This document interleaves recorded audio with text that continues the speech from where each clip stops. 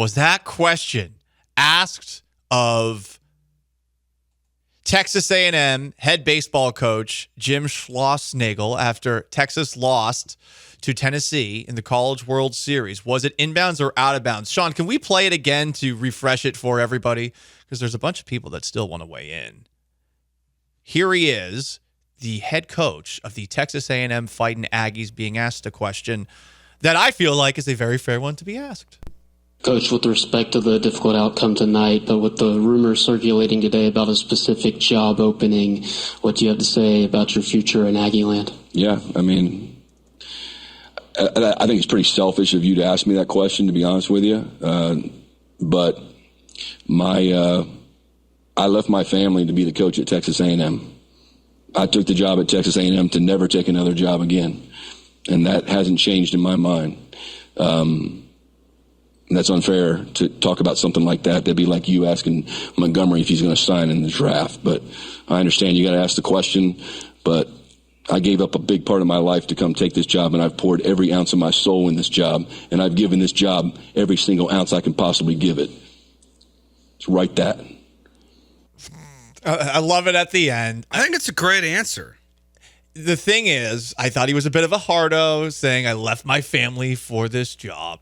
We've also seen him, when asked about leaving the TCU job for the Texas A&M job, say he wasn't leaving A&M, leaving for A&M, only to leave for Texas A&M.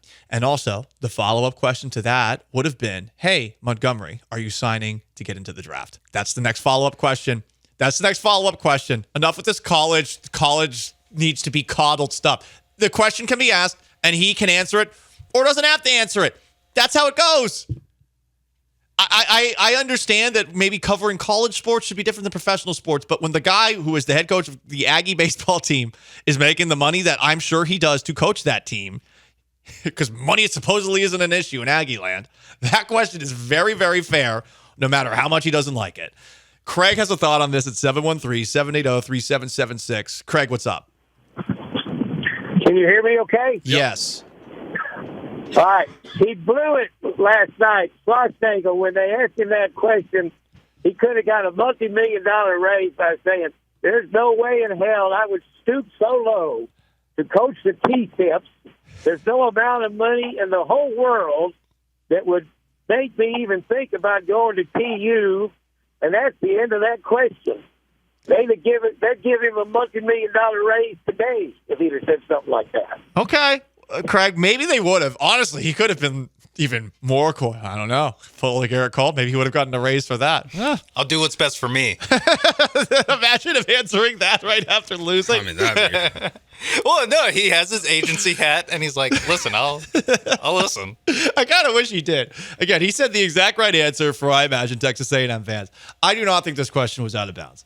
I can understand why some think that, but I do think it's a tad soft to believe that a question like that was prefaced by that reporter with, like, hey, with respect to what just happened, what's next? What's more out of bounds? The question itself, or supposedly the athletic director of another school flying to meet with the coach while he's in the College World Series? So let's say the story is 100% true. That means that this coach that some people are so adamantly trying to defend, instead of preparing for the College World Series, was meeting with the University of Texas. Where did you see that rumor? Huh? It's all over. It's all over? Okay. That's why he was asked. That's why he was asked. That's why he was asked. I wasn't sure if it was just UT being UT and cocky and assuming, like, oh, well, the Aggies got something good. Let's steal it. I will say the two candidates for the job were the A&M coach and the Tennessee coach, which is the most Texas baseball thing alive. Yeah. Now, if the report's not 100% valid, and I do think that the reporter owes it to the coach in question to verify that Chris Del Conte is there in Omaha, because if he's not, it is a false rumor, and you don't need to ask the coach that question. It is a garbage question if it's not true. But if there's some validity to it, then yeah, I think it's valid to ask it. And to me, if the coach if he did meet with Chris Del Conte, University of Texas, then you absolutely should be asked that question, because you suck. Like, I despise coaches that do this, that are in season and meeting, like, even if you're just prepping for a bowl game, Be committed to your team or leave. Like I appreciate, like at least Brian Kelly left Notre Dame. I don't even like the idea that they should stick around and coach a bowl game. If you're gonna abandon your school while your season's not even over or talk to other people, I think you suck. Like that's why I think the question is really valid. It's because the coaches are being disrespectful to the school, to the players, because they're trying to pretend like they're all about school and rah-rah this and rah-rah that. And the reality is they're just serving themselves. That's why they deserve to get challenged. Largo comments, Joe, everyone knows Schloss isn't going to answer that question truthfully regardless. So the question only functions to make the media member who asks it think very highly of themselves. I cleaned that up. Okay, so then that's like talking about The Athletic and the people whoever wrote that Astros thing yesterday. The reason why they write it, yes, it's for clicks. But you dumbs read it. Like Aggies fans are going to read it. I'm sorry. That's you why dumbs. That's why the question gets asked. The question gets asked because the people read it. Maybe you guys are all right. I'm not saying you're wrong. They're not dumbs. No, but the people who you all read it. You read the clicks. That's why they're clicks. But come on, like clickbait is clickbait. We are all guilty of clicking on clickbait. But they're all gonna read it. We're not all dumbs. No, they're not all dumbs. I love you guys. But you read it for a reason because either you care or like they're going to read the story because it matters to them. That's why the question's asked. Because Aggie fans want to read that response. They want to hear that response. There's also a level of like, there's no way he's going to answer that honestly. So you should only ask questions that you know will be answered, that the subject is comfortable answering. So you should only ask softball questions is what you're asking. Like that's what you're saying is you should only ask questions when you know the response. You will get a response that will not offend anyone. Which is a great way to ask boring ass questions. Yeah, I mean, look, that's how you stay in a job in a college town. Like I said, like I think he gave a great answer. Like if I'm an Aggie, I love that answer. I would have gone for like and therefore I will coach Texas A&M next year. I love it. You could have asked for that. I love it for now. I don't know if I believe it. I don't believe it. I never believe a college coach. No, it's not this specific example. I never ever believe a college coach unless it was Nick Saban. After my favorite version of this is after Bedlam, OU, Oklahoma State. Lincoln Riley was asked about the LSU job that was open after they fired Coach Odron, and he said, "quote I will not be the next LSU coach." And everyone's like, "Boom, he's staying. He's safe." The next morning, he took the USC job. Hell yeah! Told the truth. That's why you ask. That's why you ask, because you get moments like that, and like ultimately, isn't that what you want? Is to have entertaining, dramatic moments like that? Like I guess some people don't. I guess some people only want to watch their favorite team play, but OU fans got to hate Lincoln Riley so much more because he basically head faked that he was staying for no reason. Dab asked, why does the media hate the Aggies so much? This isn't an Aggies thing. No, I brought up in Oklahoma. Yeah, if this was the Tennessee coach last night, it's the same thing, in the situation. Now, if Tennessee's coach is reportedly being interested in this or being pursued by Texas, then yeah, he probably should have been asked the question too. I don't know if he was. But typically the losing coach is the only one that really gets asked these questions.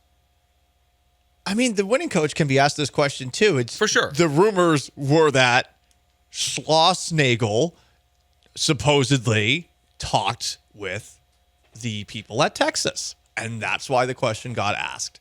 Okay, I'm sorry. We've been beating this topic to death really quickly. Hey, you might not have won the College World Series, but Texas A&M is the toughest place to play in NCAA football 2025. We buy that? Number one. I haven't. Do you been there buy yet. that? You're pushing back. Why? Where's better? Where's tougher? My initial when I saw it was LSU, and they're number 3 on this list. I haven't had the chance to go yet to a lot of these stadiums, so that's where it is harder. I feel like Aggie fans are more likely to show up for a game against a team that's not a headliner than LSU fans are. And nothing against the LSU people, because it surely is a fun place to watch a game. But I'm just going to say, no offense to you Tigers fans, this is why I identify with you. I'm sure a lot of Tigers fans don't make it in the stadium. Party too hard. It's Louisiana, baby. This is the most fun people on the planet. Yeah. I don't think a lot of LSU fans make it into the stadium. I think some take a little nappy poo in the car in the tailgate lot. Number 2 on their list was Bryant-Denny Stadium for Alabama. Mm-hmm. That's also a bad one. It's a tough place to play for the last 15 years Because of Nick Saban. because of who's on the field. Yeah. Right? Like it's not some crazy environment. Like I don't know. Penn State should have been higher up on this list, I think, than Bryant-Denny Stadium. I feel like the Swamp's probably too low. Swamps these days not so much. Well, I mean, there's a Texas A&M is 24-20 at Kyle Field against SEC teams since joining the conference. Like they're 4 games over 500 at home against SEC teams. But I feel like it's loud and it does have an actual true home field advantage. I actually buy into the idea of the 12. Okay, fine. But they still have a clear home field advantage. I'm not being sarcastic here. I've gone to the game at Texas A&M at Kyle Field. And that was before they added the stadium renovation. Holy crap. It's unlike anything I have been to as far as feeling like the crowd is behind you in a way that I feel like at other colleges it's tough to. And obviously college football, that's what makes college football better. The in-game experience of a college football game is so much better than that of an NFL game. Some of the other ones that are a little bit low on the list, I was surprised Neyland Stadium for Tennessee is that low. Neyland Stadium can fit like 110,000 people in there. That's probably a recent history of success. They fall down the I list a little bit. wonder if it is the pre 2021 seasons are kind of dragging their average down. That could be it. 19 DKR, Sean Mapes. Do you buy that? I don't think it should be top 25. That's about right. Yeah, I don't think so. Really? I mean, I've been there. It's fun. Don't get me wrong, but I don't feel like the UT crowd is the same kind of intimidating crowd that some of the ones that are ahead of them are. That's for sure. Yeah, but that's why I think what you think below them. It's Iowa, Notre Dame, Michigan State, Arkansas, Boise State. Maybe it's because I can only see the 25 in front of me, but I feel like there are some other ones where it would be a little bit louder on a regular basis. I do think this list, the way that the game is making this, they picked the biggest stadiums, and specific moments. Like I've been to a Wisconsin game at Camp Randall. It's not that great. Jump around is awesome. The rest of the game, maybe it's because they're not always that exciting in football games, is not that great. It's kind of a snoozer. When there's big moments, it's real loud, but it's not just like consistently loud. You could have put Mississippi State higher just because the cowbells are annoying. Because they just do it. Yeah, the cowbells drive me crazy, but they're great. That would drive me nuts if I was there. Yeah, I couldn't handle it. It's tough to watch a game. My high school football team, we had cowbells in our crowd, and it made no sense because we're this ritzy cake eating private school in St. Pete, Florida, and we have cowbells in the stands. Made no sense. But hey, they're just because they're annoying. Yeah, it's crowd performance enhancing drugs. I did. You know what? Sometimes when I was tackling guys going over the middle, I did feel motivated by that cowbell. Really Get along, little doggy. Just a little bit louder. Just got you going. Got me going a little more.